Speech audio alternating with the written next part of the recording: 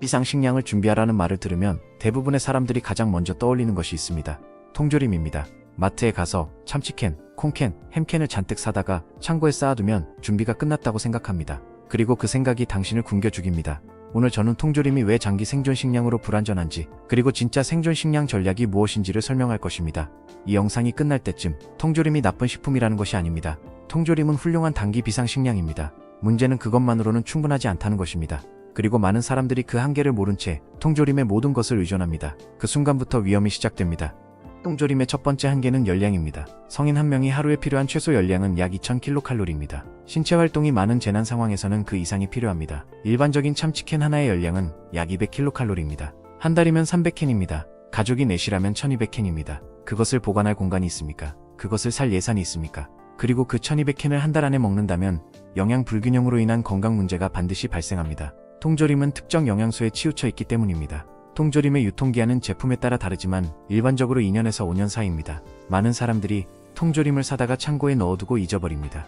그리고 실제로 필요한 순간에 꺼내보면 유통기한이 지나 있거나 캔이 부풀어 있습니다. 부풀어 오른 통조림은 보툴리눔 독소에 오염되었을 가능성이 있습니다. 그것을 먹으면 생존하려다 오히려 죽을 수 있습니다.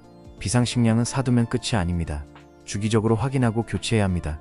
그런데 대부분의 사람들은 그렇게 하지 않습니다. 세 번째 한계는 나트륨입니다. 통조림 식품은 보존을 위해 나트륨 함량이 매우 높습니다. 하루 3끼를 통조림으로만 먹으면 나트륨 섭취량이 권장량의 2배에서 3배에 달합니다. 단기간에는 큰 문제가 없을 수 있습니다. 하지만 한 달 이상 지속되면 혈압 상승, 신장 문제, 부종이 발생할 수 있습니다. 나트륨을 과다 섭취하면 갈증이 심해집니다. 갈증이 심해지면 물을 더 많이 마셔야 합니다. 재난 상황에서 물은 가장 귀한 자원입니다. 통조림이 당신의 물 소비량을 늘린다는 것은 간접적으로 생존 가능성을 낮춘다는 의미입니다. 이것은 많은 사람들이 간과하는 부분입니다. 인간은 단순히 열량만으로 살아가지 않습니다. 음식은 심리적 안정과도 깊이 연결되어 있습니다. 극도의 스트레스 상황에서 매일 같은 통조림만 먹는 것은 심리적 소진을 가속화합니다. 재난 상황에서 살아남은 사람들의 증언을 보면 공통적인 내용이 있습니다. 따뜻한 음식 한 끼가 정신적으로 얼마나 큰 힘이 되었는지를 이야기합니다. 그것은 심리적 생존 능력과 직결됩니다. 그렇다면 진짜 생존 식량 전략은 무엇입니다? 다층적인 식량 시스템을 구축하는 것입니다. 이것은 3가지 층으로 이루어집니다. 첫 번째 층은 장기 보존, 탄수화물입니다. 쌀, 밀가루, 귀리, 옥수수 가루. 이것들은 제대로 보관하면 25년에서 30년까지 보존이 가능합니다. 보존이 가능함. 25년이 뭡니다. 장 10년 갑니다. 잠동요무요무, 이점무원요, 지포모테시몬.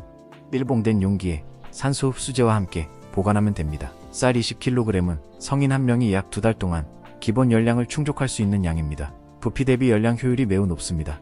통조림보다 훨씬 적은 비용으로 훨씬 많은 열량을 비축할 수 있습니다. 두 번째 층은 단백질과 지방 공급원입니다. 콩류는 건조 상태에서 10년 이상 보존이 가능합니다. 단백질과 식이섬유가 풍부하여 탄수화물 위주의 식단에서 발생하는 영양 불균형을 보완합니다. 식용유는 칼로리 밀도가 매우 높습니다. 재난 상황에서 체력을 유지하는 데 지방은 필수적입니다. 세 번째 층은 직접 생산입니다. 이것이 통조림에 의존하는 사람들이 완전히 놓치고 있는 부분입니다. 장기 재난 상황에서 비축 식량은 언젠가 바닥납니다. 그 이후를 준비하지 않으면 비축 식량이 떨어지는 순간이 됩니다. 텃밭은 사치가 아닙니다. 생존 도구입니다. 작은 화분에서 시작하는 것도 좋습니다. 상추, 시금치, 고추, 토마토. 이것들은 작은 공간에서도 재배 가능하며 빠른 시간 안에 수확할 수 있습니다. 씨앗은 가장 가볍고 가장 저렴하며 가장 오래 보존되는 식량 비축 수단입니다. 올바르게 보관된 씨앗은 수년에서 수십 년 동안 생명력을 유지합니다. 씨앗 보관에 대해 더 구체적으로 이야기하겠습니다. 씨앗을 비상물자로 준비하는 사람은 극히 드뭅니다. 하지만 씨앗은 가장 강력한 장기 생존 자산 중 하나입니다. 비결은 단순합니다. 개방 수분 씨앗, 즉 유전자 조작이 되지 않은 전통 품종의 씨앗을 구입해야 합니다. 이것들은 수확한 씨앗을 다시 심으면 원래 품종이 나오지 않습니다. 전통 품종 씨앗을 서늘하고 건조한 곳에 밀봉하여 보관하면 됩니다. 냉장고가 있다면 냉장 보관이 가장 이상적입니다. 식량을 생산할 수 있는 씨앗은 금보다 가치 있는 자산이 될 수 있습니다. 발효와 저장 기술도 반드시 알아야 합니다. 한국에는 수천 년간 이어져 온 뛰어난 식품 보존 기술이 있습니다. 김치, 된장, 간장, 고추장.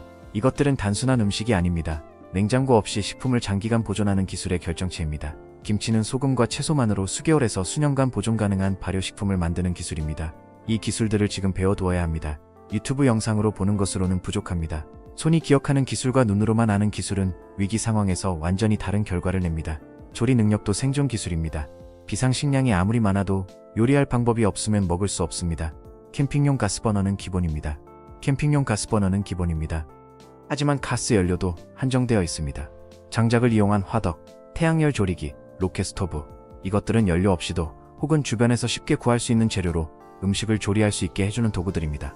설계 원리를 이해하면 주변의 벽돌과 흙으로 직접 만들 수도 있습니다. 이것은 특별한 기술이 아닙니다. 인류가 수천 년간 사용해온 방법입니다. 물과 식량의 관계에 대해서도 반드시 이해해야 합니다.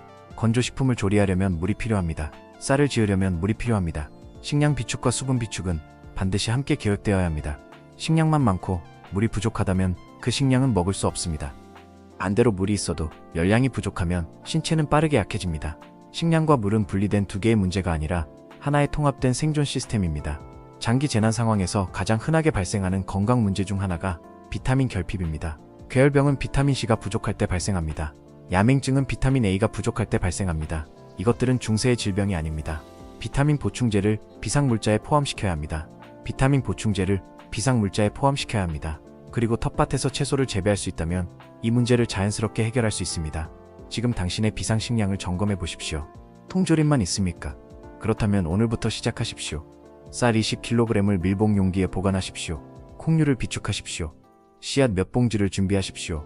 발효 음식 만드는 법을 배우십시오. 가스버너 하나를 준비하십시오. 이것들은 한꺼번에 할 필요가 없습니다.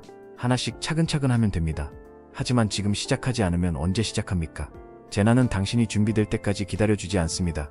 통조림을 믿는 사람은 통조림이 바닥나는 날 굶기 시작합니다. 진짜 생존 식량 전략을 가진 사람은 그날 이후에도 먹을 수 있습니다.